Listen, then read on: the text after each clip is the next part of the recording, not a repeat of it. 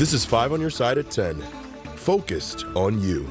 And we begin at 10 with new details into a story 5 on your side was the first to break. St. Louis police investigating a sheriff's deputy accused of sexually assaulting a woman detained at the City Justice Center. Tonight, that deputy is now out of a job. Thank you for joining us at 10. I'm Brent Solomon. Kelly Jackson has the night off.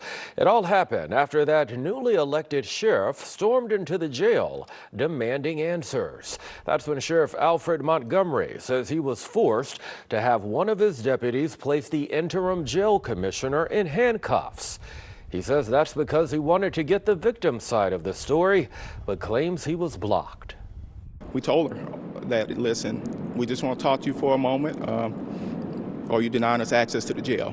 She said, yes. I asked again, are you really denying the sheriff's office access to the jail? She responded, yes. I said, well, you have to come with us. We have been denied access to the jail not once but twice, and this is what prompted the consequences that happened today with Deputy Commissioner Ross. The sheriff says he has reviewed video and audio from the jail regarding the alleged sexual assault. The deputy suspected in the assault has been fired but not yet formally charged with the crime. St. Louis police tell us they are aware of a potential incident today at the City Justice Center and have no comment at this time. You can watch the full interview with political editor Mark Maxwell and Sheriff Montgomery right now on our website at KSDK.com. Look for updates on this developing story on air and on the 5+ app. Two smash and grabs in St. Louis County a little over a day apart. One of the break-ins happened at a 7-Eleven in South County, the other at a tax business in North County, and the crooks were caught on camera. New tonight, Robert Townsend with a look at the surveillance video. In the thick of the cold night, they moved quickly. It can happen in under a minute. Methodically. They drove onto the parking lot with purpose. And boldly. They didn't care they were on surveillance video. No. Two men wore hooded sweatshirts and gloves. It's very swift and it's very violent. First, rammed the back end of this white pickup into a small tax business on Natural Bridge around 1:30 Thursday morning in North St. Louis County. You can see the chain right here. Police say the money-hungry thieves put a chain around an ATM and loaded it onto the pickup. And there it goes. Right through the front entrance of the business, you can see the bandits left behind piles of concrete, broken glass, and this huge gaping hole. Unbelievable. Absolutely. The ATM was at or about in this location, right? So it was more towards the front. So if you're a business owner and you have an ATM, I would strongly encourage maybe relocating your ATM to the furthest point away from the entrance. The next day around 4:30 Friday morning, workers at this 7-Eleven on Watson Road in South County told police they think a driver who intentionally smashed a pickup into this store was after the ATM. Police say nothing was stolen, but it too now has extensive damage. Could it be the same guys? Well, I can tell you interagency collaboration will take part in any smash and grab. On Friday, North County Police Cooperative officers found that white truck the two thieves used to destroy the North County man's business. Meantime, right now, officers are still looking for the culprits in both of these wild break-ins. Robert Townsend, 5 on your side. And the North County Police Cooperative and St. Louis County Police are investigating. If you know anything, give them a call. Missouri healthcare providers will be able to offer abortion care. Judge Jerry Zhang blocked a statewide licensing requirement that prevented medical facilities from carrying out abortions. Missouri voters passed Amendment 3 back in November, legalizing abortion. Planned Parenthood Great Plains and Planned Parenthood Great Rivers say they're ready to begin offering them next week. A Franklin County man who was on the FBI's most wanted list made his first appearance in St. Louis court. Donald Eugene Fields II pled not guilty to child sex charges. Several people who said they are victims showed up in court today. He was arrested during a traffic stop near Orlando. Fields became a federal fugitive about 2 years ago. Let's go ahead and get to your weather impact forecast now. Rain is sticking around through the weekend, but the bitter cold is coming back Monday and even some possible snow. Chief Meteorologist Scott Connell here now with much more. A lot going on here over the next couple of days and into next week. Right now, we're looking at in Chesterfield, the rain has just pushed in across the metro area, really developing right over top of us within the last hour. And not only rain, but some downpours and some lightning in there. Sliding into St. Louis right now. I know we're seeing the indication that maybe there's a little bit of a wintry mix in there. Temperatures everywhere here showing above freezing. So we think this is all rain.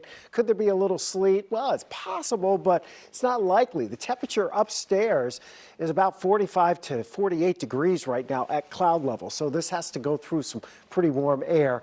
Now, where temperatures are around freezing ground-wise, on the ground, at the actual ground temperature, to the north and northeast of St. Louis, there might be a little quick glazing. We're going to watch this overnight tonight. You're going to hear some thunder, nothing severe, but a few downpours. Then we have our weather impact alert. This isn't for tonight's system. It's not for tomorrow's system. It's for the cold, bitter air that arrives as we head into next week. From midnight Monday night through Thursday, we have bitterly cold temperatures. We'll also add some snow in there on Tuesday. How much? That remains to be seen, but you will need the winter wear next week. A lot of layers as that cold air, rivaling what we saw back in January, heads our way. See you in a few minutes, Brent. All right, we'll see you then.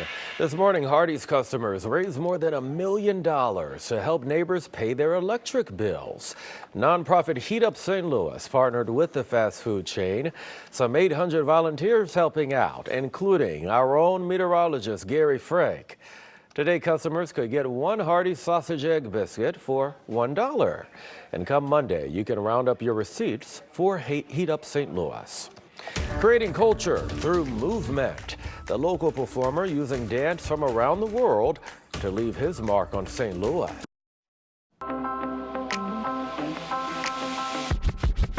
Well, you're going to love this one. Five on Your Side and the Missouri History Museum are teaming up to celebrate St. Louis's Black history. And Robert Poe is just one of 8 artists you're going to meet at a special event on February 20th. Shoom, boom, boom. First and then second. My name is Robert Poe, and I've been a dancer for the past 20 years and a director for the past 6 years.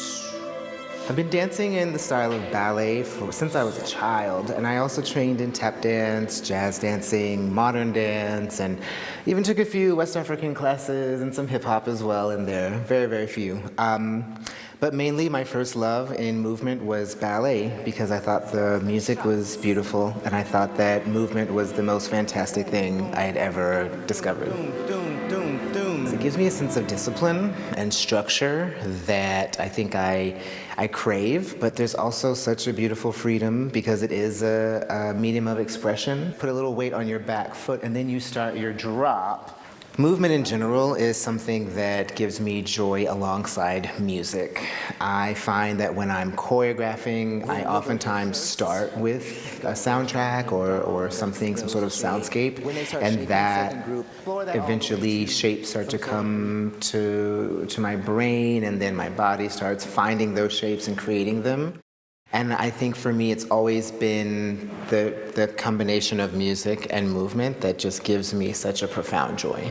And then now you open to your second, boom, boom, boom. This is your preparation for your Ande Dan. I feel like we do walk around with a lot of stress and tension in our everyday lives, and I think that one thing that dance can help give us is a release from that, and you can then have a bit more empathy and patience for everyone. You are invited to celebrate the joy, arts, and community of Black history in our area. The event is Thursday, February 20th at the Missouri History Museum. It starts at 6:30. Kelly Jackson and myself will be there to moderate. It's free and you don't need to register.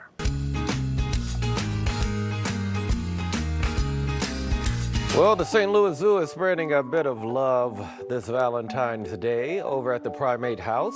Jeffrey's Marmoset got a heart-shaped box of berries and nuts, while their two-toed sloth snacked on some veggies. And the zoo's penguins got to express themselves a bit with some conversation hearts. How about that? We need all the love we can get because Mother Nature isn't bringing us. That's Scott. right. We're going to feel like we're in Penguin and Puffin Coast to the nth degree here as we go into next week. So right now we're starting to see the rain push in across the St. Louis area. Showers are developing. Out at Lambert, we're starting to see some of those raindrops fly. There's nothing severe tonight. We're not in a weather impact alert tonight. That starts at midnight Monday going through Thursday because of the Arctic air that's on the way next week. This cold air that's coming for next week is going to be about as cold, if not perhaps a little colder than what we saw back in January, which means some of us will go below zero. Plus, as a bonus, we get a little snow on Tuesday. We'll talk more about that in a minute, but let's get through this weekend first, right? So we had a few sleet pellets, a few snowflakes this afternoon. Didn't amount to much, but now all of a sudden, as expected, you're starting to see all these showers and even some rumbles of thunder breaking out across the area. Had about a dozen, a little more than that, lightning strikes popping up. You could see some downpours sliding in across the metro area, including right along the Missouri River here, going from Chesterfield on up towards Bridgeton. And then you have other showers and thunderstorms that are back there towards Warrenton and approaching Troy right now. We saw these pop up. They have some brief downpours. They're scooting off to the north and east pretty quickly. Areas north and east of St. Louis may be just a little bit closer to freezing for the next couple of hours. So potentially there could be a couple of slick spots in there, but this is right on schedule. Look at that, 10 o'clock, boom, and it's popping up. The focus will shift farther east and southeast of St. Louis for heavier rain as we go through the remainder of the overnight hours. So give it a couple of hours, and most of the heavier rain will be east and southeast of St. Louis. There may be spots east and southeast of town that end up with 1 to 2 inches of rain before all this is said and done. For St. Louis, points north and west, lesser amounts, and there's a break tomorrow during the late morning, early afternoon, before the next surge starts rolling in. And again, some more thunderstorms are possible, especially to the south. Then we drag the cold air in, and while there'll be some snowflakes tomorrow night into early Sunday morning, it won't amount to much. It's not going to be a big problem. It's happening late at night. Temperatures are just starting to go below freezing. We don't expect widespread road problems. We expect widespread cold problems as we head into next week. Low temperatures, single digits, as we head towards Wednesday morning, Thursday morning, and Friday morning. 35 degrees right now, rain and thunder at Lambert. That is our new high for the day. Your next 7 days, a lot of weather happening here, that's for sure. Tomorrow, we have our showers and thunderstorms, still some dry time around St. Louis, and you're in the 40s. The cold air starts coming in tomorrow night. Don't sweat it about the snow tomorrow night. It's not going to amount to a dusting to an inch, mainly on the grassy areas, and then the winds will dry it out. But it will be windy, colder on Sunday, temperatures dropping into the 20s. And then next week, we have the snow, likely on Tuesday, a really dry, fluffy snow.